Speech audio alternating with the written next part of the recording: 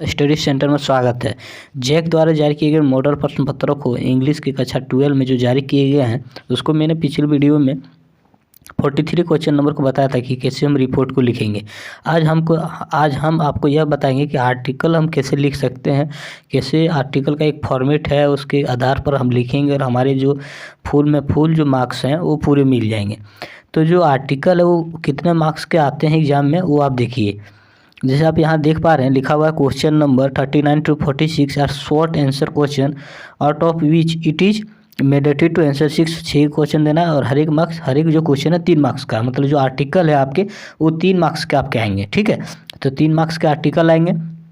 तो जैसे कि मैंने हर एक वीडियो में मैं आपको ये बताता हूँ कि जो ये मॉडल प्रश्न पत्र हैं इससे 60 से 70% हर एक बार एग्जाम में आते हैं। तो अब यदि आपको अच्छे परसेंटेज 12 में लाने हैं तो इस मॉडल प्रश्न पत्रों को जरूर करके जाएं। ठीक है, तो इस मॉडल प्रश्न पत्र के सारे क्वेश्चन को मैंने करवा दिया है और मैं राइटिंग सेक्शन को हर एक वीडियो में बता रहा हूं ताकि आपके अच्छे से राइटिंग सेक्शन में समझ में आ जाए और आप राइटिंग सेक्शन में भी आप फुल मार्क्स उठा सकें। ठीक है, तो आप इंग्लिश से डरिए नहीं, इंग्लिश का सामना कीजिए। आप कॉपी पेन लेकर के बैठिए और हम जो आपको बता रहे हैं वो आप अपने कॉपी में नोट कीजिए। आपके फुल 80 में 80 मार्क्स आ जाएंगे यदि आप मेरे बताए हुए चीज़ को फॉलो कीजिएगा तब। ठीक है, इंग्लिश में 2 चीज़ बहुत मायने रखता है। पहला क्या है, आप जो भी लिखें साफ़ सुथरा लिखें। ठीक है, जो भी लिखिएगा clean and neat and clean लिखिएगा। एक दूसरा, आप यदि आपको कुछ काटना है तो आप एक बार में ऐसे काट दीजिए, ये नहीं कि ऐसे काट के। यदि कोई भी इन्विजिलेटर जो चेक करता है उसका नज़र सिर्फ यहीं जाता है। आप नीचे कितनों ही साफ़ सुथरा क्यों नहीं लिखे, उसका नज़र यहाँ जाएगा। जहाँ जो कॉपी में 6 से 7 कट है वहाँ आपका जो इम्प्रेशन बहुत ख़राब हो जाता है और आपके जो 80 में 80 आने वाले नंबर थे वो आपके 64 या 63 नंबर आ जाते हैं और आपके कम हो जाते हैं नंबर, परसेंटेज भी आपका कम हो जाता है। ठीक है, तो आप ये चीज़ को फॉलो कीजिए।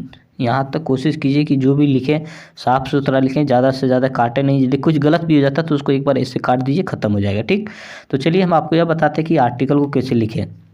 तो सबसे पहले हम क्वेश्चन को देखते हैं कि 44 नंबर जो क्वेश्चन है वो क्या है।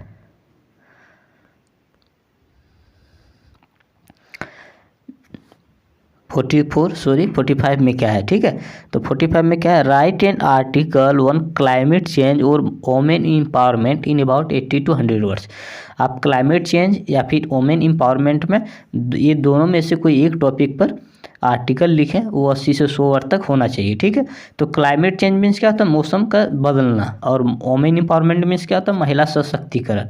तो ये 2 टॉपिक में कोई एक टॉपिक जिसमें आपको बहुत ज़्यादा नॉलेज है, जिसके बारे में ज़्यादा जानकारी है, जिसमें आप ज़्यादा से ज़्यादा अच्छा से लिख सकते हैं, वो आप एक कोई भी टॉपिक चूज करके आप उसके बारे में लिखिए। ठीक है, तो हम आपको इसमें वोमेन एम्पावरमेंट में बताएंगे कि कैसे हम लिख सकते हैं, क्योंकि क्लाइमेट चेंज बहुत इजी है। Day by day climate change हो रहा है, ग्लोबल वार्मिंग की वजह से थोड़ा सा नुकसान भी हो रहा है, ऑक्सीजन का लेवल घट रहा है, नाइट्रोजन का बढ़ रहा है, कार्बन डाइऑक्साइड बढ़ रहा है ना, तो ये सब क्लाइमेट चेंज में आप लिख सकते हैं। तो सबसे पहले हम आपको बताते हैं कि क्या फॉर्मेट है और कैसे लिख सकते हैं। तो चलिए देखते हैं। तो चलिए देखते हैं हम कैसे वोमेन एम्पावरमेंट का जो टॉपिक है उसको हम लिख सकते हैं। ठीक है,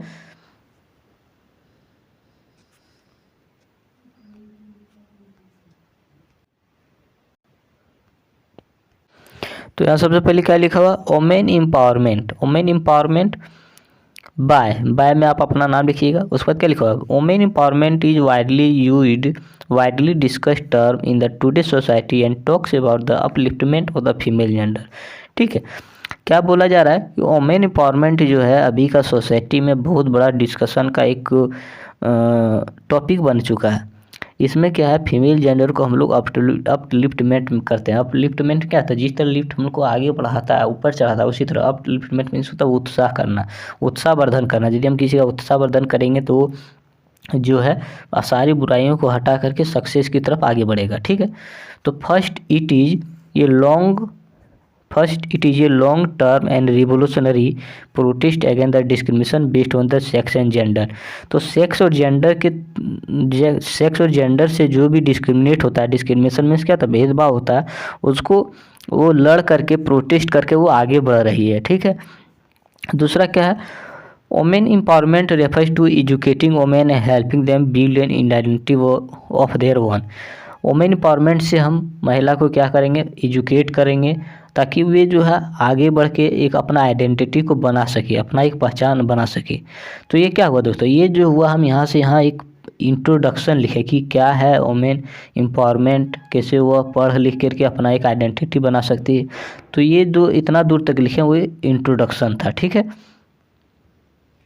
उसके बाद क्या है, in your patriarchal society women are expected to mould themselves according to wishes of the man who feed them, ठीक है।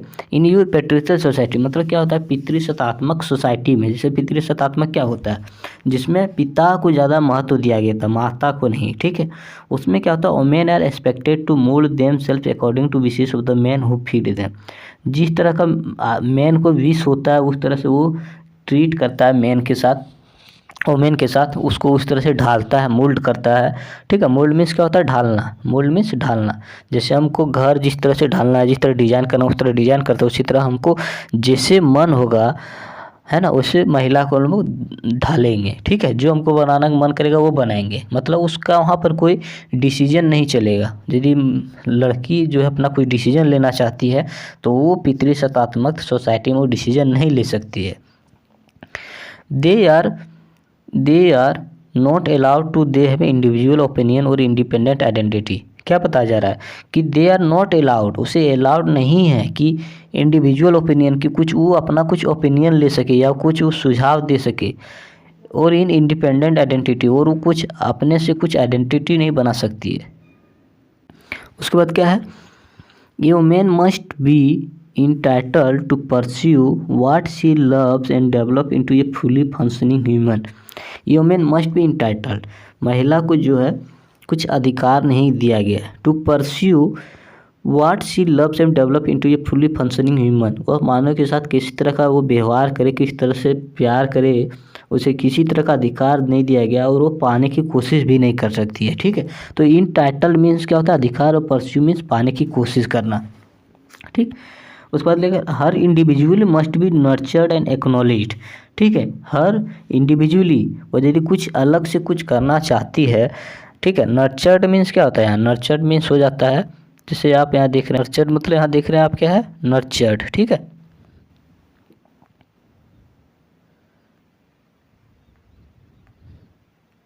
जैसे यहाँ देख रहे हैं नर्चर्ड, ठीक, nurtured and acknowledged. Nurture means होता है पाला, पाला, जैसे जिस तरह एक माँ अपने बच्चे को पालती है उसी तरह पाला। और एक नॉलेज मीन्स होता है एक नॉलेज, ठीक है। नॉलेज मीन्स जानकारी प्राप्त करना, और एक नॉलेज मीन्स होता है स्वीकार करना, ठीक है। तो वह हर individual must be nurture and acknowledge, वह पाल सकती है, स्वीकार कर सकती है, ठीक है। अपने आप को किस तरह से पालना है, किसी तरह से ढालना है, वह उसको स्वीकार करना पड़ेगा। Women empowerment has lead million of women across the globe to pursue their dreams. Women empowerment महिला सशक्तिकरण में क्या है, बहुत लाखों महिलाएं जो है अपना परस्यू को ड्रीम कर रही है। परस्यू मीन्स आपको हम बताए थे क्या होता है, पाने की कोशिश करना, मतलब अपने ड्रीम को पाने की कोशिश कर रही है। They are steadily moving forward in life with a strong determination, respect and faith. महिला जो है अपने एक स्ट्रॉन्ग डिटर्मिनेशन के साथ, डिटर्मिनेशन क्या होता है, डिटरमाइन करना मतलब अपने आप को पहचानना, मतलब अपने आप को पहचान देने के लिए रिस्पेक्ट और फेथ से जो है आगे बढ़ रही है, ठीक है। तो ये जो हुआ ये बॉडी पार्ट हुआ। बॉडी पार्ट में महिला सशक्तिकरण क्या होता है, क्या उसका एडवांटेज डिसएडवांटेज, उसको हम दिखा दिए। अब जो हम ये लास्ट पैराग्राफ लिख रहे हैं ये क्या है, कंक्लूजन है, मतलब ऊपर वाला से क्या कंक्लूजन मिला उसको हम यहाँ लिखेंगे। क्या है, however we must realise that despite the efforts being made to uplift women. हम लोग को ये रियलाइज करना पड़ेगा, डिस्पाइट मीन्स अभी हम आपको डिस्पाइट मीन्स क्या होता है, के बावजूद, आपको ये रियलाइज करना पड़ेगा कि जो उसका एफर्ट्स के बावजूद महिला को जो अपलिफ्टमेंट हो रहा है, उसको जो ऊपर उठाने का जो मौका मिल रहा है, most of the them deal suffer under patriarchy and suppression. बहुत सारे महिला जो है इससे ऊपर नहीं उठ पा रही है, अपलिफ्ट नहीं हो पा रही, किससे, पितृसत्तात्मकता से और सप्रेशन के कारण। सप्रेशन क्या होता है, सप्रेशन मतलब उसको दबा दिया जाता है कि नहीं तुम ये चीज़ नहीं कर सकते, तुम घर से बाहर नहीं निकल सकती है, तो उसको दबा दिया जाता है। लेकिन उसके बावजूद भी जो है डिस्पाइट एंड एफर्ट, वो एफर्ट लगाती है और उसे बाहर निकलने की कोशिश करती है। ठीक है। Domestic violence is extremely common in country like in India. Domestic violence जो है उसके साथ जो है एक पशु जैसा व्यवहार किया जाता है, उसे मारा जाता है, पीटा जाता है, घर में बंद करके रखा जाता है, खाना पीना दिया नहीं जाता है। ये अभी भी हम बहुत सारे हमारे इंडिया में बहुत सारे शहर में देखने को मिलते हैं। The society has always try to curb the freedom of a women because it afraid to women who is strong and independent. जो है सोसाइटी में क्या किया जाता है, उसे नियंत्रण करने के लिए हमेशा ट्राई किया जाता है। जैसे कर मीन्स का तो नियंत्रण करने के लिए, सोसाइटी में क्या किया जाता है, उसे नियंत्रण करने के लिए कोशिश किया जाता है, उसे गुलाम बनाने के लिए क्या किया जाता है। जैसे यहाँ लिखा हुआ बिकॉज इट इज़ अफ्रेड, क्योंकि वह डरती है, महिला जो डरती है, of a women who is strong and independent. लेकिन अब वो धीरे धीरे क्या हो रही है, स्ट्रॉन्ग हो रही है और इंडिपेंडेंट हो रही है, किसी के गुलाम रहना नहीं चाहते, वह अपने आप में आगे बढ़ना चाहती है, वह उसके अंदर एक स्ट्रॉन्ग डिटर्मिनेशन आ चुका है। We must recognize the ingrained misogyny in your society and work towards removing it, है ना। we must, वह उसको जानकारी यह मिल चुका है। इनग्रेंट मिसोगाइनी, इनग्रेंट मीन्स क्या होता है, गहराई तक पहुंचना। ठीक है। अब मिसोगाइनी मीन्स जो महिला से नफरत करता है। ठीक। तो गहराई तक पहुंचने से क्या होता है, वी मस्ट रिकोगनाइज, हम लोग को यह रिकोगनाइज करना पड़ेगा, हम लोग को गहराई तक जाना पड़ेगा कि हम लोग को महिला से नफरत नहीं करना है सोसाइटी में, and work towards removing it. और इस तरह से जिसके दिमाग में है, जो महिला से नफरत करता है, उसको सोसाइटी से हटाना पड़ेगा। फॉर एग्जाम्पल, जैसे कि आप देखिए, we must teach both girls and boys to respect each other. जैसे लड़का लड़की जिस तरह पढ़ते हैं सभी का, जिस तरह हम लड़के का रिस्पेक्ट करते हैं उसी तरह लड़की का भी रिस्पेक्ट करना होगा। Women fall victims to atrocities because man feel they have birth right, है ना। वोमेन फॉल विक्टिम्स, महिला के साथ जो विक्टिम, महिला को जो पीड़ित किया जा रहा है, उसके क्रूरता से मारा पीटा जाता है ना। Man feel they have bright light to assert their power and authority to over women. जिस तरह से जन्म लेने का जन्मसिद्ध अधिकार है ना। और फिर एसर्ट देयर पावर एंड ऑथोरिटी, हम लोग को अपना ऑथोरिटी पावर को नहीं दिखाना पड़ेगा महिला के सामने। ठीक। Main feel that they have the birth right, महिला को यह मनुष्य को जो है यह फील करना पड़ेगा कि ये जन्मसिद्ध अधिकार है। एसर्ट, उसे हमको जोर नहीं देना है, महिला को उसके साथ पावर नहीं दिखाना है ना। उसको एक आज़ाद छोड़ देना है, ऑथोरिटी ओवर वोमेन, है ना, उसको अपना आज़ाद छोड़ देना है। This can only be resolve by teaching, वो उसको जो है पढ़ लिख करके वो सोल्यूशन, रिजॉल्व मीन्स क्या होता है, उसका सोल्यूशन कर लेगी। Boys from the very beginning at they are no way superior to girls. यदि हम लड़का और लड़की को एक जैसा रखेंगे तो हम यहाँ देखते हैं कि लड़का भी कोई सुपीरियर नहीं होता है। यदि हम लड़की को भी ध्यान देंगे और लड़का को भी, तो लड़की जो है सुपीरियर बन सकती है। क्यों? क्योंकि वह जब भी कोई काम करती है बहुत मन और लगन से करती है। And they have no right to touch women, और किसी भी महिला को टच करने का राइट नहीं दिया जा सकता है विदाउट हर कंसेंट, उसके इजाज़त के बिना, उसके सहमति के बिना। ठीक है। The future is not a female, future is not a female मतलब क्या, भविष्य जो है महिला भविष्य नहीं है। The future is equal and beautiful, future जो है इक्वल, समानता है और सुंदरता है। ठीक है। तो ये सब जो है हम यदि एक से एक अच्छे से अच्छे वर्ड यूज करके यदि हम आर्टिकल में लिखते हैं तो हमारे 3 नंबर पूरी तरह से अच्छे नंबर आ सकते हैं। ठीक है। तो आपको यहाँ जो वर्ड है, जैसे हम आपको बताया अपलिफ्ट मीन्स क्या होता है, तो अपलिफ्ट जैसे लिफ्ट हमको आगे बढ़ाता है, उसी तरह अपलिफ्ट मीन्स क्या होता है, आगे ले जाना। मतलब अपलिफ्ट मीन्स क्या होता है, आगे ले जाना। क्या आगे ले जाना, तो आगे कैसे हमको कोई ले जा सकता है, जब उसका उत्साह बढ़ाएंगे तब। तो अपलिफ्ट मीन्स होता है उत्साहवर्धन करना। पेट्रेसी मीन्स होता है पितृ सत्तात्मकता। सप्रेशन मीन्स होता है दबाना। वायलेंस मीन्स पीड़ित। एक्सट्रीमली बहुत ज़्यादा, है ना। और कौन कौन सा वर्ड था, और जैसे आप यहाँ देख पा रहे हैं मिसोगाइनी। मिसोगाइनी मीन्स होता है जो महिला से नफरत करता है, ठीक है, महिला से जो नफरत करना है। तो हम लोग महिला से नफरत नहीं करना, क्योंकि महिला ही जो है किसी की बहन है, महिला ही किसी की माँ है, महिला ही किसी की एक क्या मतलब जो भी है महिला ही है, ठीक है। Ignore society and works removing. उसके बाद देखिए birth right. Birth right means होता है बर्थ मीन्स जन्म और राइट मीन्स अधिकार, मतलब जन्म सिद्ध अधिकार होगा। एसर्ट। एसर्ट मीन्स क्या होता है, तो आप कमेंट में करके बताएं, क्योंकि हम थोड़ा देर पहले आपको एसर्ट मीन्स बताए थे। क्या होता है कोई बताइए। अच्छा ठीक है, तो एसर्ट मीन्स जोर देना होता है, ठीक है। एसर्ट मीन्स जोर देना होता है। रिजॉल्व मीन्स सॉल्यूशन करना होता है। और बिगनिंग मीन्स शुरुआत, ठीक है। कॉन्सेंट मीन्स क्या होता है, सहमति। यदि महिला सहमति देगी तभी उसे टच कर सकते हैं, नहीं तो ये एक केस हो जाएगा, ठीक है। तो ये सब है वर्ड।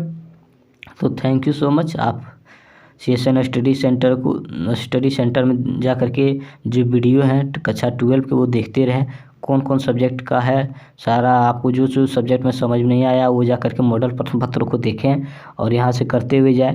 कॉपी पेंसिल ले करके बैठें और जो जो वर्ड आपको समझ में नहीं आया वर्ड को एक दो बार लिखें, क्योंकि यदि आपका अभी से यदि वर्ड पावर स्ट्रॉन्ग हो जाएगा, यदि आपको वर्ड पावर अभी से स्ट्रॉन्ग हो जाएगा तो फ्यूचर में कभी भी आपको इंग्लिश से आपको डरना नहीं पड़ेगा, क्योंकि आप कभी भी कोई भी कंपटीशन का तैयारी कीजिएगा आपको वर्ड पावर बहुत इंपॉर्टेंट मायने रखता है। तो अभी से यदि आप कुछ अपने करियर में कुछ करने की सोच रहे हैं तो अभी से ही आपको इंग्लिश को एक दोस्त बनाना पड़ेगा।